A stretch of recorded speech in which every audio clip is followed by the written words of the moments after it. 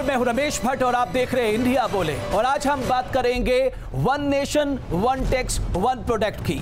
यानी इस देश में आजादी के बाद ये सबसे बड़ा सुधार का कार्यक्रम है जब हम इनडायरेक्ट टैक्सेस की बात करते हैं। गुड्स एंड सर्विस टैक्स आने से एक आम उपभोक्ता को क्या फायदा मिलेगा, इससे एक्सपोर्टर के साथ साथ मैन्युफैक्चरर से लेके प्रोड्यूसर से लेके कंज्यूमर तक को क्या कुछ मिलने जा रहा है। कहा यह जा रहा है कि राज्यों की आय बढ़ेगी अगर रेवेन्यू बढ़ेगा, जीडीपी ग्रोथ होगी, इकोनॉमी को फायदा होगा, और जब इकोनॉमी को फायदा होगा तो रोजगार बढ़ेंगे। ऐसी तमाम संभावनाएं व्यक्त की गई हैं इस जीएसटी को लाने के साथ साथ। लेकिन क्या वाकई जीएसटी के आने के बाद इस देश में बहुत तेजी से तरक्की आएगी? क्या व्यापार करना यहां आसान हो जाएगा? क्या यहां निवेशक ललायत होंगे? ऐसे कई सवाल हैं जो आज हम इस कार्यक्रम में अपने एक्सपर्ट से पूछेंगे। साथ ही एक आम उपभोक्ता को सरल भाषा में जानने का मौका मिलेगा कि जीएसटी के लिए, उनके लिए जीएसटी में क्या है। इसी पे बात करने के लिए मेरे साथ टैक्स एक्सपर्ट विमल जैन स्टूडियो में मौजूद हैं। प्रवीण खंडेलवाल साहब हैं, आप ऑल इंडिया ट्रेडर्स फेडरेशन के सेक्रेटरी जनरल हैं। मेरे साथ गोपाल कृष्ण अग्रवाल साहब हैं, भारतीय जनता पार्टी के प्रवक्ता।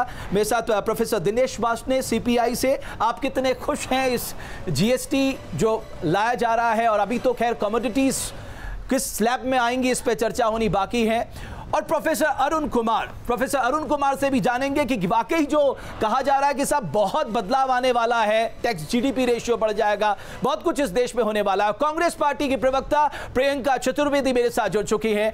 आप सबका बहुत बहुत स्वागत है। लेकिन सबसे पहले आइए नजर डालते हैं एक सामान्य व्यक्ति के लिए जीएसटी का मतलब क्या है, जरा यह समझने की कोशिश करते हैं। जीएसटी यानी गुड्स एंड सर्विस टैक्स, जो बदल देगा हिंदुस्तान का बाजार।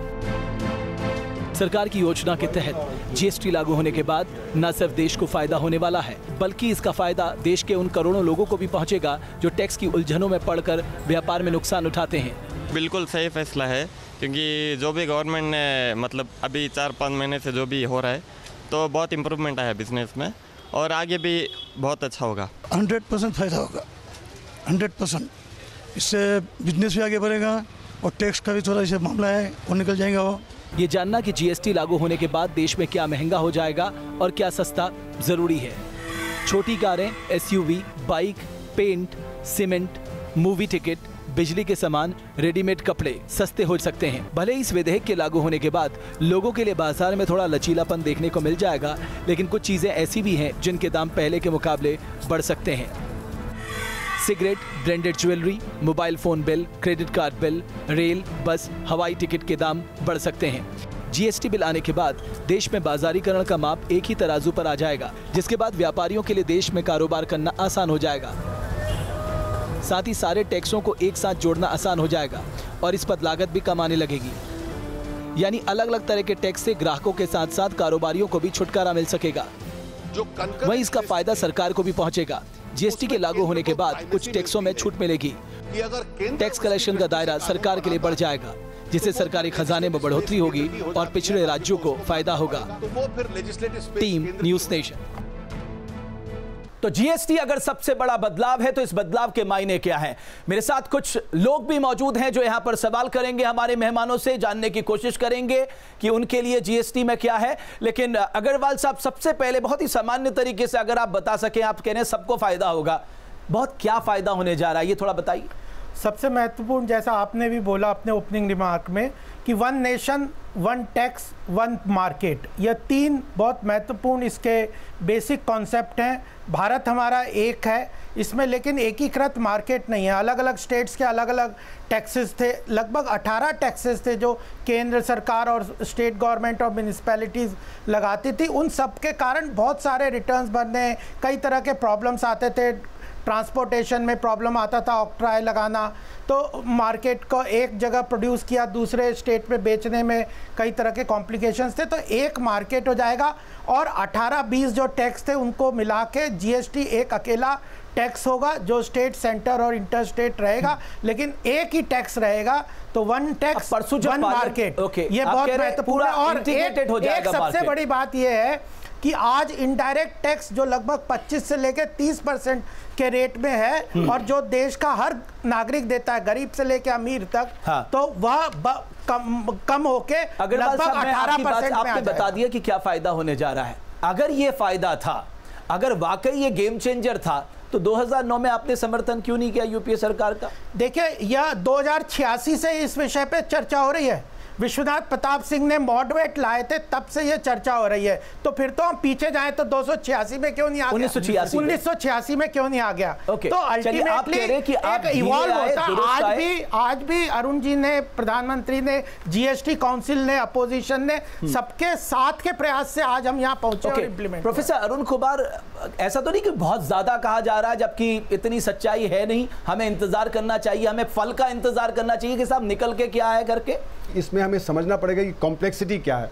कॉम्प्लेक्सिटी ये है कि आज 3 तरह से आप इनडायरेक्ट टैक्स कलेक्ट कर सकते हैं। एक को स्पेसिफिक ड्यूटी बोला जाता है, एक को एड वैलोरम बोला जाता है और एक को वैल्यू एडेड टैक्स बोला जाता है। तो अब ये स्पेसिफिक टैक्स सबसे आसान होता है और वैल्यू एडेड टैक्स सबसे कठिन होता है, क्योंकि यहाँ पे आपको इनपुट और आउटपुट दोनों को जो कॉस्ट आपको देखना पड़ता है कि रेवेन्यू कितना आया और कॉस्ट कितना आया। पहले की स्पेसिफिक टैक्स में तो आपने जो टायर बना दिया, बस एक टायर पे इतना टैक्स लग गया, बहुत सिंपल होता है। तो ये जो वैल्यू एडेड टैक्स है, और खासकर क्योंकि यहाँ पे सेंटर, स्टेट और लोकल बॉडी, तीनों बॉडीज इन्वॉल्व होंगे, तो इसलिए यहाँ पे और भी ज्यादा कॉम्प्लेक्सिटी है कि जो यहाँ पर सेंटर इन्वॉल्व है, यहाँ पर स्टेट इन्वॉल्व है, यहाँ पर यूनियन टेरिटरीज इन्वॉल्व है, जहाँ पर विधानसभा लोकल बॉडीज नहीं है, लोकल बॉडीज है नहीं अभी। इसमें लोकल बॉडीज का क्या होगा वो भी इसमें देखना पड़ेगा। दूसरी बात, इसमें जो कठिनाई जो सामने आएगी कि जब आप जो चेन है, इसमें जो छोटे उद्योग हैं और जो छोटे जो ट्रेडर्स हैं, वो इससे बाहर अगर रहे तो उनका जो सेट ऑफ है वो कैसे होगा? वो सेट ऑफ नहीं होगा तो जो फिर जो चेन कहां से जो खत्म होगी और क्या जो प्रॉब्लम आएंगे। प्रोफेसर अरुण कुमार, जो जीएसटी काउंसिल है वो इन सब मुद्दों पे चर्चा कर रही है, लेकिन कौन से प्रोडक्ट को किस टैक्स स्लैब में रखा जाएगा, ये भी अपने आप में एक बहुत बड़ी एक्सरसाइज होने जा रही है आने वाले समय में जीएसटी काउंसिल। प्रियंका चतुर्वेदी, क्या आपको लगता है कि वाकई इससे न सिर्फ हमारा रेवेन्यू बढ़ेगा, हमारी ग्रोथ रेट बढ़ेगी, जो national council for applied economic research ने भी अपने रिसर्च में कहा है? मैं बस ये कहना चाहती हूँ, वो गेम चेंजर तभी बन सकता है अगर उसका इम्प्लीमेंटेशन, क्लैरिटी, किस तरीके से ये टैक्स लागू होंगे और किस तरीके से प्रोडक्ट्स पे लागू होगा और कैसे आम आदमी को राहत मिलेगी। थोड़ा इनडायरेक्ट टैक्सेस के बारे में हमारे दर्शकों को बताइए कि इनडायरेक्ट टैक्सेस कैसे लगते थे और इसके आने के बाद कितनी राहत मिलेगी हर वर्ग को? देखिए, मैं आप सबके लिए कहना चाहूँगा, इनडायरेक्ट टैक्सेस 2 मेन प्रोडक्ट होते हैं, गुड्स एंड सर्विसेज। जब गुड्स की हम बात करते हैं तो गुड्स के ऊपर सेंट्रल एक्साइज ड्यूटी लगती है मैन्युफैक्चरिंग पे। जब आप गुड्स की ट्रेडिंग करते हैं तो उस पर वैट लगता है, और जब सर्विसेज आप लेते हैं तो उस पर सर्विस टैक्स लगता है। आज देखिए क्या बदलाव आने वाला है। अराउंड मल्टीपल टैक्सेस, जो 17 टैक्सेस हैं सेंट्रल और स्टेट लगाती है, वो मर्ज हो जाएंगे, एक बास्केट में आ जाएंगे, जिसका नाम होगा गुड्स एंड सर्विसेज टैक्स। आप सब ऐसी रेस्टोरेंट में जाते होंगे, आपने देखा होगा आपके 1000 रुपये के बिल के ऊपर पूरा वैट लगता है और 40% के 1000 रुपये के ऊपर सर्विस टैक्स लगता है। डबल टैक्सेस लगते हैं। डबल टैक्सेस के और भी ट्रांजेक्शन है, कंस्ट्रक्शन, वर्क्स कॉन्ट्रैक्ट, सॉफ्टवेयर, ये डबल टैक्स खत्म हो जाएगा। कम से कम ये क्लैरिटी आ जाएगी, it is a supply of goods और सप्लाई ऑफ सर्विसेज। लेकिन जो फॉरमोस्ट एडवांटेज है, जो आपने टैग वर्ड यूज किया, 1 नेशन 1 टैक्स, वो एडवांटेज ये है, आज मल्टीपल स्टेट प्रोविजन है। नोएडा यूपी वैट फॉलो करता है, दिल्ली 10 किलोमीटर अबे है, दिल्ली वैट फॉलो करता है, गुड़गांव 10 किलोमीटर अबे है, हरियाणा वैट फॉलो करता है। हमारे स्टेट बैरियर हैं। जीएसटी में क्या होगा, हमारे लिए एफिशिएंसी पे भी आऊंगा, जो आप कह रहे हैं टैक्स एफिशिएंसी बढ़ेगी, लेकिन खंडेलवाल साहब, व्यापारी वर्ग तैयार है इसके लिए? आपको लगता है कि जैसे कि प्रोफेसर अरुण कुमार ने कहा कि बहुत कॉम्प्लिकेटेड टैक्स है साहब, बहुत समझने की जरूरत है, आप लोग तैयार हैं? देखिए, सबसे बड़ा जो जीएसटी के अंदर है कि इसमें टेक्नोलॉजी काम करेगी, आदमी काम नहीं करेगा। अब ज़रूरत सिर्फ इतनी है कि देश भर के जितने भी व्यापारी हैं, जितना भी उद्योग है या जो नॉन कॉर्पोरेट सेक्टर है ख़ास तौर पर, वो जितना जल्दी टेक्नोलॉजी को अडॉप्ट कर लेगा, उतना जल्दी इसका सीमलेस ट्रांसमिशन हो जाएगा।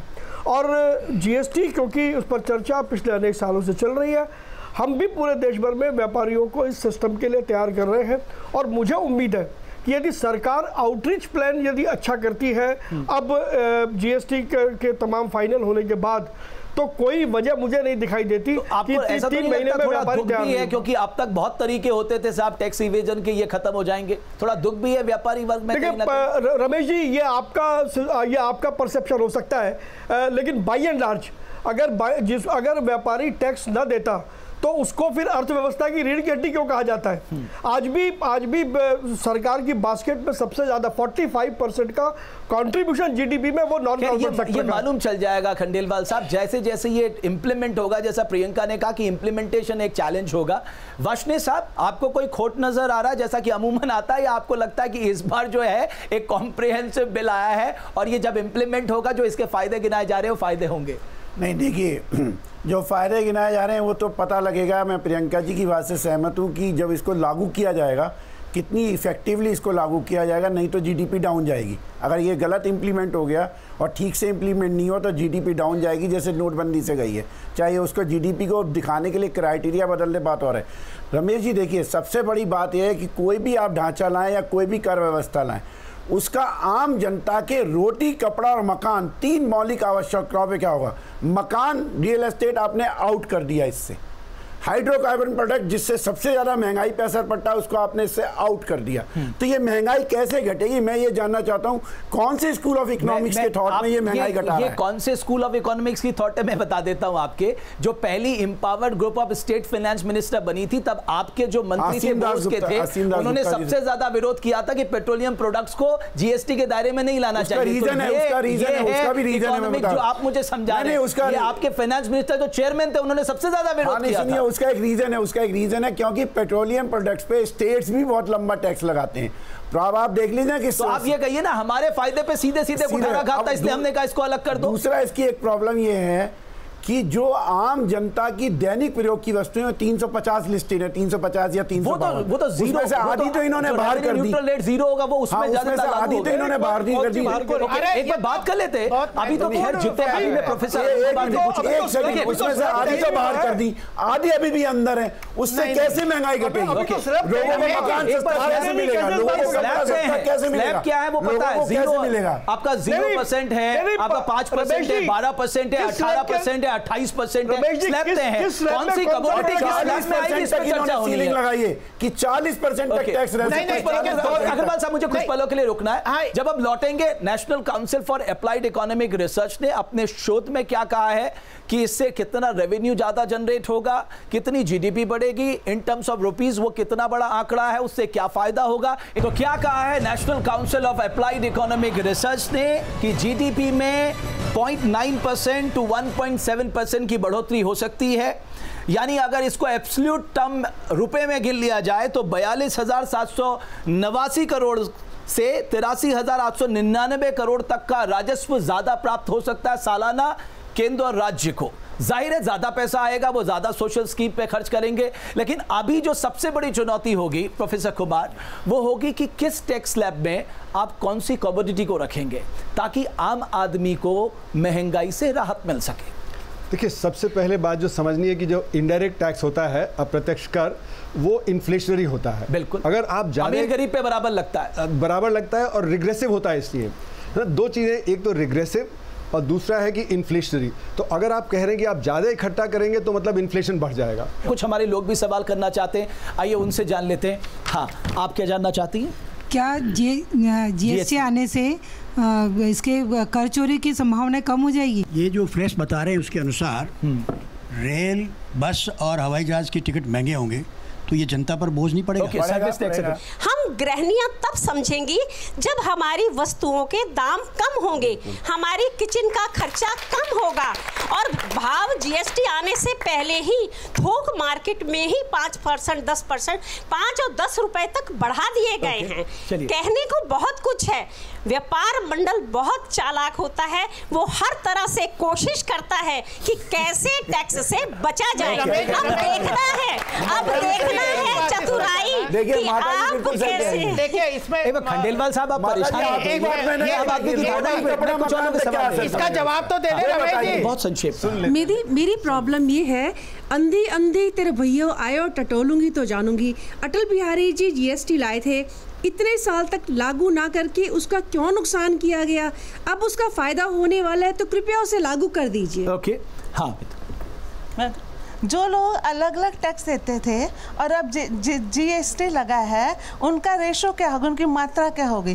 कहीं इनसे बढ़ के तो नहीं कि और ही जेब खाली हो जाए? नहीं, इनडायरेक्ट टैक्स कम होने वाला है। मैं तो यही कहूँगा कि जीएसटी से अर्थव्यवस्था बहुत आगे जाने वाली है। और मैं व्यापारी हूँ, मेरठ से आया हूँ, मेरठ मंडल से, मुरादनगर से, और मैं स्वागत करता हूँ जीएसटी। तालियां बजा दीजिए। हाँ सर, जीएसटी बिल तो है, मेन दिक्कत आती है इसे लागू करने में। अगर इसे लागू करने में कठिनाई ये है कि हमारे पास एक अनुकूल व्यवस्था, ट्रेंड स्टाफ की कमी है और दोहरे पंजीकरण के कारण इसमें कॉस्ट बढ़ने का डर हो सकता है। आज भारत की अर्थव्यवस्था में सेवा क्षेत्र यानी कि सर्विस सेक्टर का एक बहुत बड़ा योगदान है, लेकिन कहा यह जाता है कि अगर सर्विस टैक्स बढ़ेगा तो इससे सीधे आम आदमी पर असर पड़ेगा। क्या सर्विस टैक्स ज्यादा लगने से आम आदमी को अपनी जेब से ज्यादा पैसा देना पड़ेगा? क्या अपना रेवेन्यू बढ़ाने के लिए कुछ और सेवाओं को सरकार सर्विस टैक्स के दायरे में ला सकती है, जिसका संकेत मिलने अभी से शुरू हो गए हैं? इन सब बातों पे चर्चा करेंगे, लेकिन पहले ये रिपोर्ट पे नजर डाल लेते हैं। सबसे बड़े टैक्स रिफॉर्म के बाद क्या होगा? क्या महंगाई घटेगी? क्या रोजगार बढ़ेगा? टैक्स स्लैब कैसा होगा? पूरे देश में इस पर बहस चल रही है। जीएसटी से फायदा होगा, लेकिन कितना टैक्सेस डाल रहे हैं ये लोग? होटल में खाओ उसमें टैक्स, पेट्रोल डालो उसमें सर्विस टैक्स, आखिर कितना टैक्स करके लेंगे पब्लिक के पास? इनकम टैक्स मतलब टैक्स है ना, जो डायरेक्टली मिल जाएगा गवर्नमेंट को, वो प्रॉफिट होगा, और टैक्स की चोरी जो होती है वो नहीं होगी। इफेक्ट तो डेफिनेटली होगा। सरकार ने अगर कुछ सोचा है तो सोच समझ के किया रहेगा, और अभी तक के मोदी जी के जो स्टेप्स है वो पॉजिटिव है। सरकार ने साफ किया है कि जीएसटी के लागू होने के बाद भी शिक्षा और स्वास्थ्य पर सर्विस टैक्स नहीं लगेगा। बताया जा रहा है कि केंद्र सरकार पहले साल नई सेवाओं को जीएसटी के दायरे में लाने के खिलाफ है। पेट्रोलियम प्रोडक्ट को भी जीएसटी के बाहर रखा गया है, लिहाजा जीएसटी का स्वरूप कैसा होगा ये अभी साफ नहीं है। थोड़ी देर जाने के बाद, थोड़े दिनों जाने के बाद पता चलेगा कि किसके बारे में क्या फायदा होने वाला है। ग्रोथ के लिए अच्छा है, 1 to 2% ग्रोथ इंक्रीज हो जाएगा, नहीं शायद इन्फ्लेशन भी स्टार्टिंग में इंक्रीज होएगा। सरकार जीएसटी को 1 जुलाई से लागू करने का लक्ष्य लेकर चल रही है। मई में जीएसटी परिषद की बैठक होने वाली है। माना जा रहा है कि बैठक के बाद जीएसटी को लेकर तस्वीर साफ होगी। Team news nation. Okay, Jain साहब बहुत संक्षेप में आप समझा दीजिए कि आपने कहा टैक्स कॉम्प्लाइज बन जाएगा, लेकिन जब हम सर्विसेज की बात करते हैं, आपने देखा अभी सर्विस टैक्स का रेट क्या आने वाले समय में क्या होगा? यहाँ तो आम आदमी को ज्यादा देना होगा पहले के मुकाबले जेब से। आपने बिल्कुल सही कहा। इंडियन जो अभी 4 टायर रेट डिसाइड किए हैं, गुड एक्सेसिबिलिटी के लिए डिसाइड किए हैं 5, 12, 18, 28, लेकिन सर्विसेज के ऊपर जीएसटी काउंसिल ने अभी कुछ नहीं कहा है। आज 15% का सर्विस टैक्स लगता है, लेकिन इन्हें यह तय करना है सर्विसेज के ऊपर जीएसटी के रेट क्या होंगे। अगर सर्विसेज पे आपने 18% के जीएसटी रेट लगा दिए जो 15% है, तो वो एकदम स्वाभाविक है कि आपके प्राइसेस बढ़ जाएंगे, पहली बात। दूसरी बात, जीडीपी का 60% सर्विस सेक्टर से आता है। इसका डायरेक्ट इनडायरेक्ट इंपैक्ट आम आदमी पे पड़ने वाला है, मेरे प्राइसेस बढ़ने वाले हैं। तो जीएसटी काउंसिल को यह तय करना पड़ेगा कि सर्विसेज के लिए जीएसटी के रेट क्या होने चाहिए। 15% होने चाहिए। अगर 15% अगर 15% है तो हम बराबरी पे रहेंगे। अगर आपने 18% किया, उसका कुछ ना कुछ देखिए उन्होंने क्या पूछा, 2 प्रश्न का मैं जवाब देना फायदा मिलेगा। 2 प्रश्नों का जवाब। एक, जब आप वो फोन का बिल जमा करने जाएगी, रेल का टिकट लेगी, फ्लाइट का टिकट लेगी, वो सब में तो उसको ज्यादा पैसा देना पड़ेगा। अगर आप अभी के हिसाब से नेचुरली आप ज्यादा लगाएंगे। बिल्कुल। सर्विस टैक्स में क्या है कि अभी तक सैनवेट क्रेडिट नहीं है, जो इनपुट जो टैक्सेस है, एक्साइज का क्रेडिट नहीं है, तो उसमें एक्साइज का क्रेडिट कहां से एक्साइज? पूरी बात सुन लो रमेश जी, पूरी बात सुन लो। दूसरी बात क्या है कि जो रिड्यूस इनडायरेक्ट टैक्स को रिड्यूस कर रहे हैं, सरकार ने एंटी प्रॉफिटिंग क्लॉज लगाई है कि आपको रिड्यूस टैक्स का बेनिफिट कस्टमर को देना है। अगर आप नहीं देंगे तो सरकार आपके ऊपर एक्शन ले सकती है। कहां लेके जा रहे हैं मैं पूछ रहा हूं, सर्विस टैक्स के मामले में जनता को कैसे राहत मिलेगी? मैं बता तो रहा हूं, जो 15% देंगे वो बाद में 18% देंगे। हाँ, तो उसमें उसको इनपुट क्रेडिट मिलेगा ना। तो वो अल्टीमेटली अगर उसने 18% सर्विस टैक्स दिया और उसने एक्साइज का कंपोनेंट उसके अंदर 12% का कोई प्रोडक्ट लिया जिसकी इनपुट उसने एक्साइज 12% दी, तो उसको क्रेडिट मिलेगा। जवाब दे रही है बिल्कुल, आपने बात कर लिया। एक पूरी बात उनका तो जवाब दिया ही नहीं कि जो असेंशियल कमोडिटीज है, खान पान की चीजें हैं, उनको 6% और 0% में रखा है। तो जो आम महिलाओं के लिए सारे आइटम्स में कॉस्ट कम होगी। 350 में से प्रियंका आप जवाब दे दीजिए अग्रवाल साहब की इस बात का। नहीं, अग्रवाल जी ने काफ़ी सारे आंकड़े दिए हैं। उन्होंने एक चीज़ कही एंटी प्रॉफिटेयरिंग की। एंटी प्रॉफिटेयरिंग का कोई क्लॉज नहीं है, उसकी बात ज़रूर है पर कोई क्लॉज आपके फाइनल जीएसटी बिल में नहीं है, उसमें नहीं सर। और आपसे ऑडियंस में एक महिला भी कह रही थी किस तरीके से कॉर्पोरेट्स भी इसमें टैक्स अपना प्रॉफिट बढ़ाने की कोशिश करेंगे। प्रोफेसर अरुण कुमार आप शायद कुछ मैं एक बात समझाना चाहूँगा कि जो हमारा जो इन्फ्लेशन का इंडेक्स होता है, हम होलसेल प्राइस इंडेक्स से मेजर करते हैं कंज्यूमर प्राइस इंडेक्स से। होलसेल प्राइस इंडेक्स में सर्विसेज आते ही नहीं है। आप सर्विसेज के दाम बढ़ा दीजिए, इन्फ्लेशन आपको बढ़ता नहीं दिखेगा। तो जो आप लोगों ने पूछा सवाल, हमारी जेब पे तो असर हो रहा है लेकिन सरकार के लिए इन्फ्लेशन बढ़ा ही नहीं। उसी तरह कंज्यूमर प्राइस इंडेक्स अगर आप ले लें तो वहाँ पे सिर्फ 20% रिप्रेजेंटेशन है, जबकि प्रोडक्शन 60% है सर्विसेज का। तो अगर सर्विसेज के दाम बढ़ जाते हैं वो कंज्यूमर प्राइस इंडेक्स में भी पूरे नहीं रिफ्लेक्ट होते। तो यानी कि सरकार अगर सर्विसेज टैक्स जैसे बढ़ाया, 12% होता था, 14% किया, 15% किया और हो सकता है 18% कर दे, तो जितने भी ये सारे सर्विसेज सबके दाम बढ़ जाएंगे लेकिन इन्फ्लेशन में रिफ्लेक्ट नहीं होगा। तो हमारी जेब पे असर हो रहा है लेकिन हमारे आंकड़ों में असर नहीं हो रहा है। तो इसलिए ये बहुत ही अहम बात है। तो ये आपके अग्रवाल साहब लोगों के लिए खुश होने का एक इसलिए आप देखिए सेस जो लगाया है, सेस सर्विसेज पे लगाया जा रहा है पिछले आप देखिए 3 साल से, क्योंकि वो सेस होता है, दाम बढ़ जाते हैं लेकिन इन्फ्लेशन रेट वहीं का वहीं रह जाता है। तो इसलिए ये एक जो ट्रिक है जो सरकार जो प्ले करती है आम आदमी। ओके प्रोफेसर, देखिए मैं एक बात बता दूं, आम जनता को मैं माता जी की बात से सहमत हूं। आम जनता को तो तभी फायदा है जब उसकी रसोई का बिल कम हो, उसका मकान सस्ता मिले, उसके कपड़े सस्ते हों। दूसरा फिर बचा परिवहन में, इसमें दाम बढ़ेंगे और दूसरे उसको रोटी रोजी के कमाने के लिए परिवहन से जाना पड़ता है। आप बस के दाम बढ़ाएंगे, ट्रेन, हवाई जहाज बढ़ा दो, जाए बाढ़ में। कितने प्रतिशत जनता हवाई जहाज से जाती है? मेरे ये जानना चाहता हूं कि ये रिग्रेसिव पोजीशन है, ये प्रोग्रेसिव कैसे हो सकती है? अगर वो आप है ना, नहीं रेट ही तो मल्टीपल है। नहीं, रेट मल्टीपल के साथ आप मुझे बताइए ना, फिर भी रिग्रेसिव रहेगा। रिग्रेसिव तो ये तब भी रहेगा ना। कौन से school of thought of economics में ये प्रोग्रेसिव है? फिर तो यूनिफॉर्मिटी आएगा ही नहीं ना। आप सेंट्रलिस्ट बता दीजिए, लेफ्टिस्ट बता दीजिए, राइटिस्ट स्कूल ऑफ इकोनॉमिक्स फिर तो आप कहिए कि प्रोग्रेसिव पहला कोई सा एक स्कूल बताइए। तो ये कह रहे हैं कि 18 टैक्स लगाते रहो, बिल्कुल रिग्रेसिव है भी लगाओ। आप कह रहे थे 83,000 करोड़ रुपए का, रमेश जी आप कह रहे थे 83,000 करोड़ रुपए का नया जीडीपी में टैक्स आएगा। 95,000 आएगा नहीं, आ सकता है। 95,000 करोड़ रुपए एनपीए ले लें, 95,000 करोड़ रुपए पहले एनपीए तो वसूल लें, वो बढ़ता जा रहा है। गरीब जनता का क्या? गरीब जनता तो मर रही है, बैंक का पैसा कैपिटलिस्ट खा जाएगा। अरे तो ये इतने सालों से उठाना था ना। हम तो उठा रहे हैं ना, कांग्रेस की सरकार मानी ना आप मानते हो। अरे हम तो उठा रहे हैं, आप दोनों ही एक से, हम तो सॉल्व कर रहे हैं प्रॉब्लम, दोनों ही एक से। देश के प्रॉब्लम सॉल्व कर रहे हैं, उनको आप बोल रहे हो। वो बनाते बनाते खुद मिट गए। नहीं, हम मिटे नहीं है, अभी भी तो राज्य में सरकार चला रहे हैं और अभी भी हमारी वोटें सही आई हैं। ओके, खंडेलवाल साहब, व्यापारी होने के नाते आप लोगों को समझ में आया कि कैसे आप लोगों के लिए फायदेमंद होने जा रहा है, कैसे आप लोगों को अब आने वाले समय में टैक्स भरना पड़ेगा, कैसे आपको जीएसटीएन में अपने आप को रजिस्टर्ड करना होगा। ये जो टेक्निकलिटीज है व्यापारियों के समझ में आई है, आपको लगता है लंबा समय लगेगा?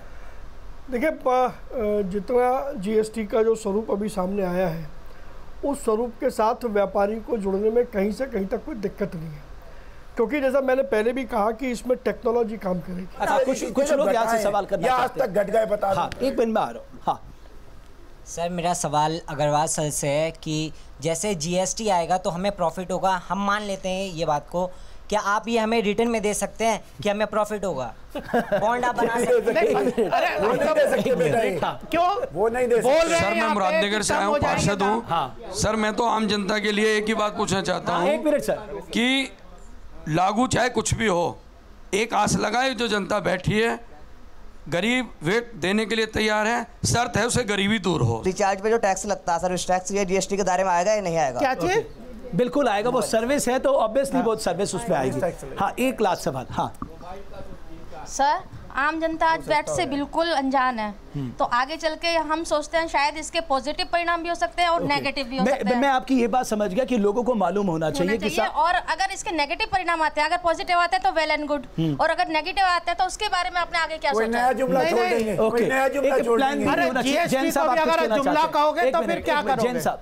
देखिए, जब भी कोई नई कर प्रणाली आती है, 70 साल में पहला बिगेस्ट इनडायरेक्ट टैक्स रिफॉर्म है। हम सबके लिए ये एक अपॉर्चुनिटी है, हम अच्छे से अच्छे की ओर देखें। अग्रवाल से एक बात बता दीजिए, जो अंतर्राष्ट्रीय देश हैं जिन्होंने जीएसटी लागू किया है, उनका एक्सपीरियंस आप देखिए, ज्यादातर देश से किसी को ज्यादा मुनाफा नहीं हुआ, सिर्फ एक न्यूजीलैंड का थोड़ा बहुत रेवेन्यू बढ़ा है। तो एक हमारे पास एग्जाम्पल के तौर पे, उदाहरण के तौर पे बाकी देश भी हैं। तो भारत के लोग जो वो कह रही थी कि साहब प्लान बी भी तो होना चाहिए, अगर मान लीजिए जो हम सोच रहे हैं हो अच्छा, अगर नहीं हुआ तब क्या?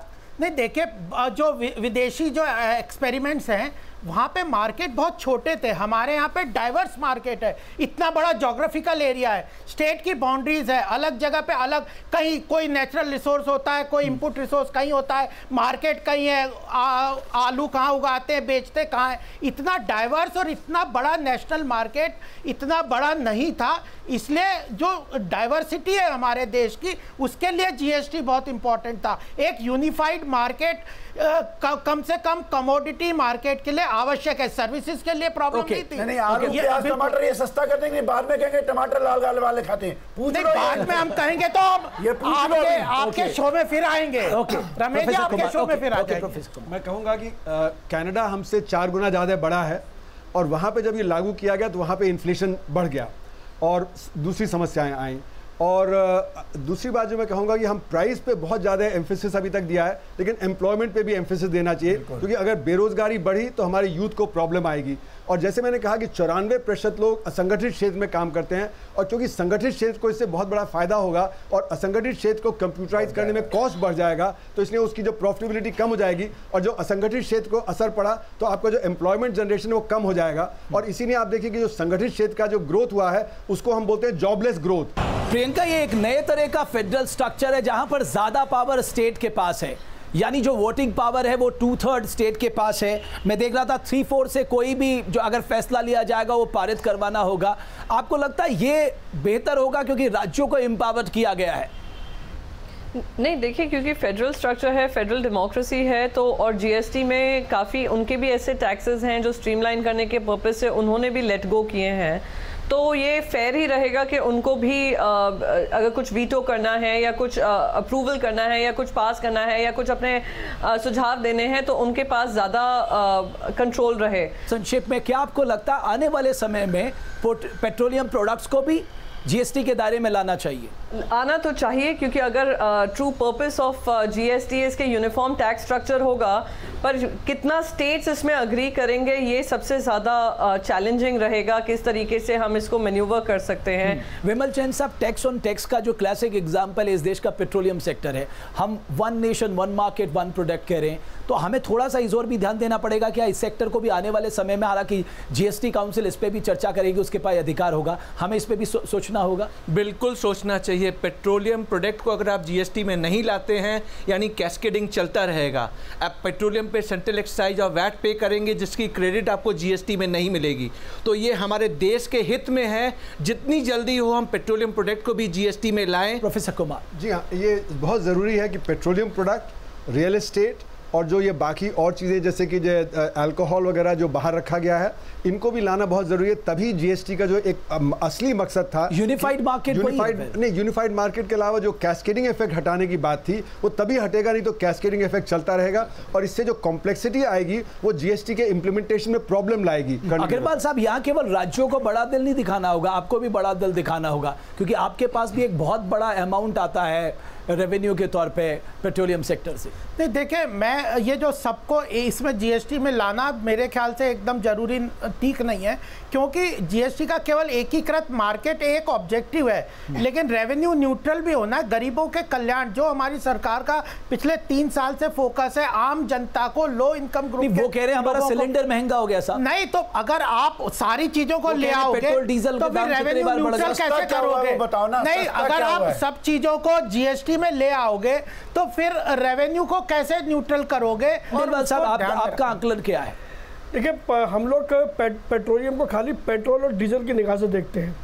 बड़ी मात्रा में ऐसे हजारों पेट्रोलियम प्रोडक्ट हैं जो इंडस्ट्री में रॉ मटेरियल के तौर पर यूज़ होते हैं। सही बात है। निश्चित रूप से पेट्रोलियम प्रोडक्ट को जीएसटी के दायरे में आना ही चाहिए। प्रोफेसर अब्बास ने लेकिन रेट का क्या होगा? अभी जब हम जीएसटी काउंसिल में बोले तो हमने भी ये बोला है कि प्रेजेंट स्टेज में पेट्रोलियम प्रोडक्ट को फौरन नहीं लाना चाहिए, जबकि हम ये मानते हैं कि पेट्रोलियम और हाइड्रोकार्बन प्रोडक्ट का सीधा साधा महंगाई पे असर होता है, और मैं खंडेलवाल की बात से सहमत हूँ। पर ये हमें पहले देखना होगा एक सरकार की ईमानदारी की मंशाएं, मंशाओं पे हमें खतरा रहता है इनकी सरकार की। मेरे पास समय समाप्त हो गया है। बहुत बहुत शुक्रिया आप सभी का इंडिया बोले देखने के लिए।